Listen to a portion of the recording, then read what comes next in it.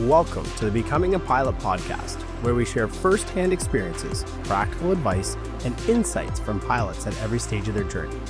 I'm your host, Dave Angus, and whether you're just starting out or working towards your next rating, we're here to help you navigate the path to becoming a pilot. So buckle up, stay tuned, and let's talk all things aviation. This podcast is brought to you by Genesis Flight College, Canada's premier flight center. With an advanced fleet of Diamond aircraft and experienced instructors, Genesis Flight College provides top-tier training in the heart of southern Georgian Bay. Ready to start your journey to becoming a pilot? Inquire today. Welcome back to the Becoming a Pilot podcast. Today we got my co-host here, Tyler, and we're going to chat a little bit about the mock check ride, or getting ready for your check ride or flight test, both the ground brief and the actual flying portion of it, and how we take it to kind of the next level to make sure that you're prepared. So Tyler, why don't you tell me a little bit about kind of how we structure our training to get you ready for that mock flight test? Yeah, so up until your cross-country flight, which is pretty much the end of the syllabus, covered all of our basis in terms of lessons. Then we start in the upper air review. So all of the air work, we're going to review all of that stuff, right? So that gets you ready for the flight portion of the flight test. Now the ground portion, usually break it up into a series of smaller ground portion kind of prep stages. Okay, yeah. And so I usually send my students a bunch of documents. One thing I notice is students oftentimes are a little weak on the systems, the aircraft systems. Right. So I'll send them a pretty good detailed document that has a bunch of pictures and good descriptions of the systems, and as well as the marking scheme for the flight test, so they know kind of what the parameters are for the airwork maneuvers, and as well as, telling them to study the POH and to use Flight Test Notes, which is a really good book, good resource. It covers a lot of information, Right. Aircraft specific information, to really get an overall view of the possible questions that you can get asked. And we do lean on the same flight test examiners. Right. So we get oftentimes the same examiners every single time. So we're familiar with their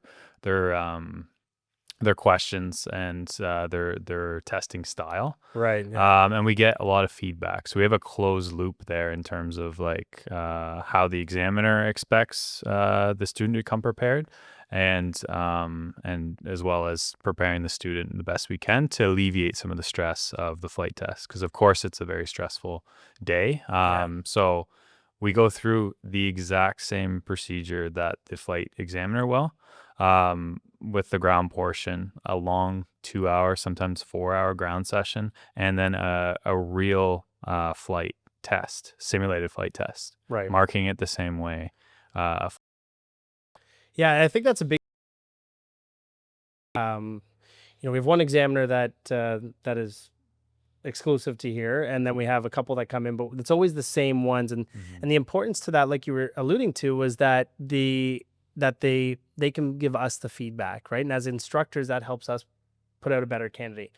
And whether students know this or not, a passed flight test versus a failed flight test mean a lot to us as well, outside of personally. Right. But as far as Transport Canada sees it, it's important to us. So that's why we take so much pride in making sure that you're ready. I've always kind of lived by the philosophy of, train so that even on your worst day, you're still the best. Right. And that's what I try to use with my students as well. It doesn't matter whether you're doing your PPL or you're doing your CPL or multi or instrument, doesn't matter. That same philosophy applies. And we take the same approach, right? Doing the ground brief, mock flight test ground brief, mock flight test itself, all of that applies to any of them. So you were saying that our syllabus is really structured towards making sure that they're ready and that we're hitting those benchmarks and kind of going above and beyond. So I think that's one advantage that we have here, is that the syllabus is so structured. And whether you're doing the integrated ATPL course or modular, we We use the same syllabus for both, right? It's just easier, right? You might as well follow the same thing. So it does set them, there's a little bit of wiggle room, but it does set you up for success, right? We follow that syllabus, both it helps the student come prepared for lesson, read the syllabus, Right. read the lesson plan, read the flight training manual, all that stuff. And then you're going to be ready for the lesson, and you're also going to be ready for the flight test. The nice thing about the flight tests in Canada is that there's no surprises, right? There's the flight test guide, and you read it verbatim, and that's exactly what's going to happen. Exactly. And as much as we tell students that, they'll never believe us. Yeah. But that is exactly what is going to be asked. You were saying as well, Pete, giving you having a document that we can use to send out of all those 160 questions. Now, don't be scared. You're not going to get 160 questions on your PPL flight test. But it can be anything. It's kind of an open book as to what they ask, right? This aircraft systems aren't necessarily the sexiest thing to talk about, but they are important. They are. Yeah. It is one of the tougher things to delve into. Right. But like we said, it's important. And when we talked in the past about like forced approaches and stuff, the more we know about the aircraft, that's going to help us be able to mitigate or maybe fix a problem that we have up in the air. Certainly. So I like that the examiners really push on the systems, because again, it goes back to that philosophy of not just training to pass the flight test and training to become good pilots. Yeah. You can't expect to go to an airline and know bare minimum kinda the systems, right? Your employer's not going to appreciate that. Your captain or FO is not going to appreciate that. And the passengers that are sitting behind you are really not going to appreciate that you don't know the airplane, right? So it's good that we set that standard there. So we do the ground portion, and then that can help alleviate a lot of stress. And then the flying portion, what do we just like follow the flight test guide, or how do we go about that? So basically the flight test guide. And we structure in a lot of emergencies as well. We layer it in throughout our flight training. So that helps prepare the student for the inevitable emergencies. They're going to get 2 on the flight test. So we structure that in. But yeah, we follow it pretty much to the flight test guide from TC. Right. Yeah. You're saying a couple emergencies there. We don't have to dig into them, but what are a couple examples of emergencies that you might get? Yeah. So the biggest one is engine failure. Right. So you have 2 scenarios where you that we kind of teach engine failure practice for pilots. One is after takeoff and one is at altitude. So, but it can happen anytime. But that's a big one. And then engine fire on the ground, engine fire in flight, and electrical fire. Those are our main ones that we have ingrained in our students. Those are memory items that they have to know before they go solo. So those, along with any emergent, urgent matter that are on the yellow side of the checklist, not a red item, not an emergency, or a memory item. Right. So it could vary. The POH has a whole section dedicated to emergencies. So, but yeah, those are the main ones. The 4. Yeah, and you were saying that the POH has a bunch of things. The nice thing that we have is we've made a really nice checklist. It's like, it almost looks like a quick reference handbook, like if anyone has seen one of those. But it's we have our red pages and our yellow pages, its own little checklist, so we can quickly pull that out and flip to it and go through it. And it's nice for studying as well. I kind of like to give my students the recommendation of, if you're ever waiting, if you're ever sitting, you've done all your stuff, just sit there and go through them, run through the memory items. And at first it seems really daunting, but then you'll see a lot of continuity between them, right? Yeah. And they're very similar in a lot of ways. When there's a fire, we want to make sure that the smoke's not coming into the cockpit. Contain the fire. Now, if we understand our systems, that makes it easier to understand that, right? If you know how the heater works, you're going to know how that smoke from the engine is going to get pushed in. Yeah. So I do the same thing with my students. Yeah. Go through it in a logical sequence. Tell them why they're doing what they're doing. Don't just memorize the item, but understand why you're doing what you're doing. And that makes it so much easier when maybe you haven't looked at them in a while, and you have to go back and do it. You understand the logic behind it, and if okay, well, you know what, I need to close the vents because that's going to put smoke in here. I need to open the windows to try to push that smoke out and create a negative pressure inside. and then it's fire, so I need to get rid of the fuel, right? Yeah. We need three things for fire Exactly. to live, Yeah. right? Yeah. So if we can take away the oxygen or take away the fuel or Yeah. take away the heat, Mm-hmm. the fire can't sustain itself, Yeah. right? Exactly. So we can remove the fuel. So okay, we got to turn the fuel off. Mm-hmm. Okay, if you've done that, that's pretty much the checklist, right? So understanding that why is huge, and that helps you in that flight test. Help mitigate those nerves, because the more that you know, the easier those tests are going to be, or it's going to feel, right? Because you're confident in any situation. Mm-hmm. So you talked so engine failures, engine fires. That's a big one. Electrical system. They like normally talking about an electrical system failure. Mm-hmm. With the Diamond aircraft being so advanced, Mm-hmm. there are a little bit more systems. Like the electrical system is a little more complex than a clapped out 172, Yeah. right? Yeah. But it's not overly difficult. It takes a little bit of studying, but we're learning to fly planes. Yeah. You should be okay with studying. Yeah. So the electrical system's a big one that they like to talk about. Mm-hmm. And then any other ones that are kind of your big emergencies? One that recently has come up is the alternator failure. So getting students prepared and how to handle that. Yeah, that's a great one. Mm-hmm. That's a really good topic as well for an examiner, because that could involve a few different things. Mm-hmm. And what can the aircraft still do Yeah. without an alternator? What are you going to lose without an alternator? Yeah, Right. exactly. So that's a great discussion point, and can really show that the student understands how, like, the mechanics Mm-hmm. of the aircraft. Definitely. Right. Yep. Can an aircraft still fly without an alternator? Mm-hmm. Right. It's a great question, Right. that we should know the answer to. And Yeah. what would you do in that situation? Right. What would you do if that situation happened and it was nighttime? Right. Right. Yeah. So many different variables. Mm-hmm. Another thing that we like to go over is making sure. So a student should do this at every school every day, but we really push it is checking the documents and making sure that everything's there. We go through that aerogel checklist every day, and we make them fill out the yellow sheet. Mm-hmm. May seem redundant to students, but it makes them go through everything. It makes them calculate their takeoff and landing distances.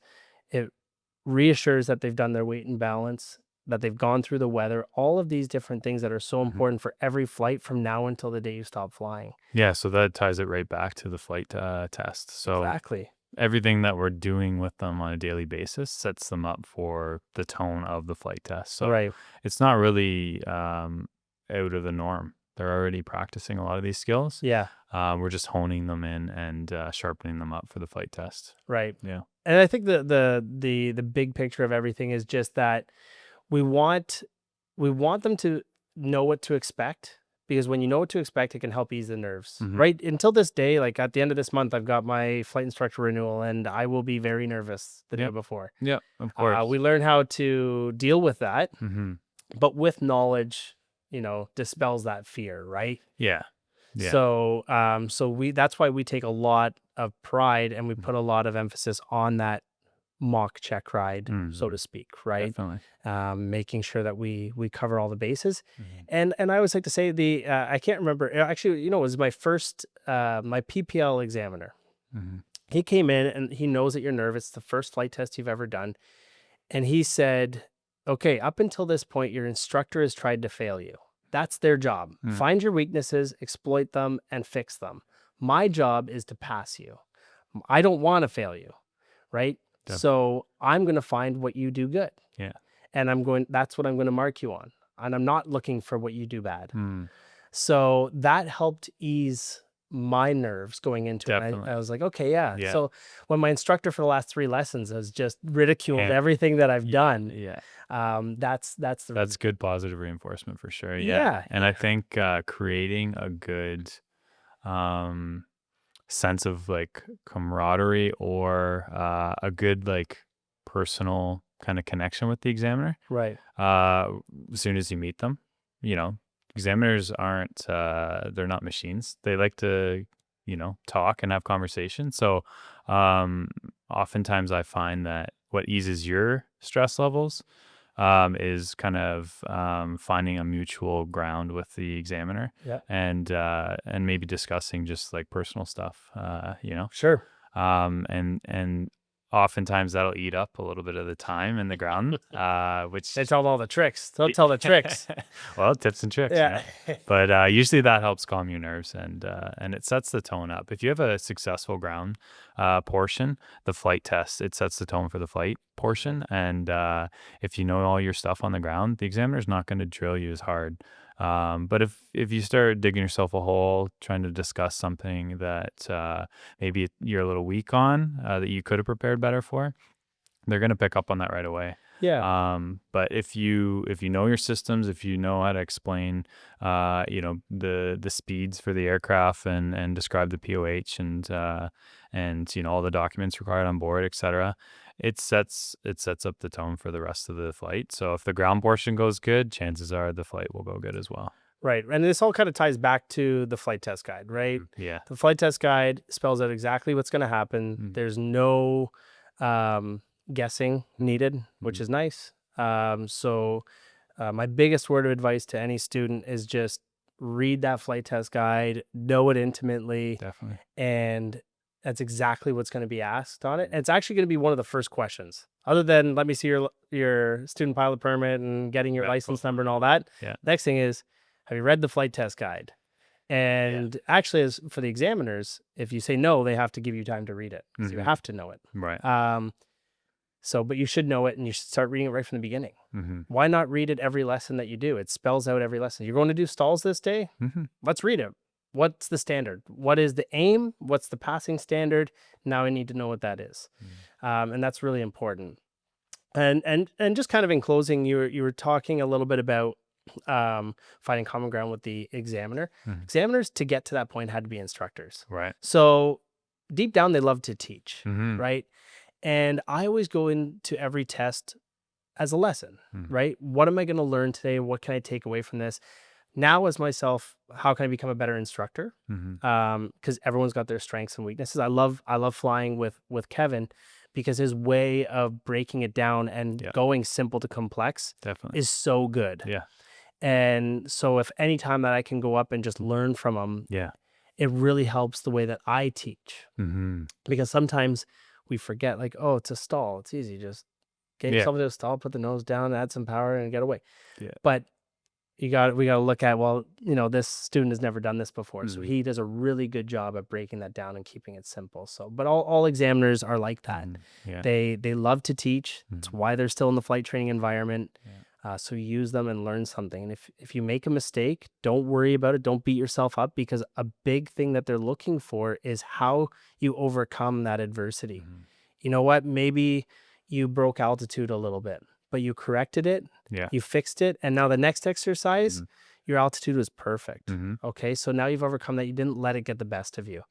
And that's why I just say, like, in the test, it's not over till it's over. Right. If you're unsuccessful in something, which we strive to not happen, but everyone has an off day, push through.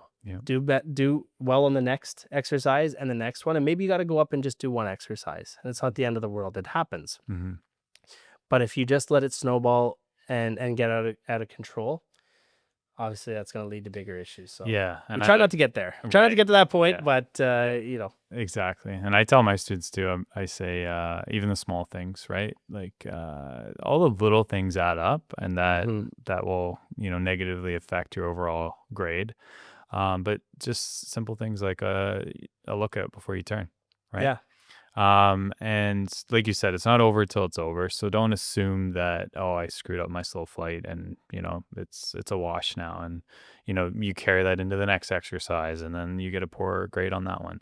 You don't know what the examiner's writing down. They write good notes, bad notes. So, just continue on and leave that behind you, move on to the next thing.